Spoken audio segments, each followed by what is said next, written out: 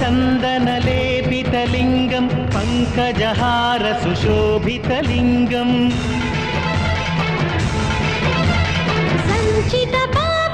सञ्चितपापविनाशनलिङ्गं तत्प्रणमामि सदा शिवलिङ्गम् सुरगुरु सुरवर पूजितलिङ्गं सुरवन पुष्पसदार्चितलिङ्गं परमपदं परमात्मकलिङ्गं तत्प्रणमामि सदा शिवलिङ्गम् ఆహా అద్భుతం అమోఘం స్వామి మానవుడే మహనీయుడై ధర్మాన్ని ఉద్ధరిస్తాడని ఆ రోజు తమరన్న మాట ఫలించింది కోటి లింగాలను ఒకే చోట చూసి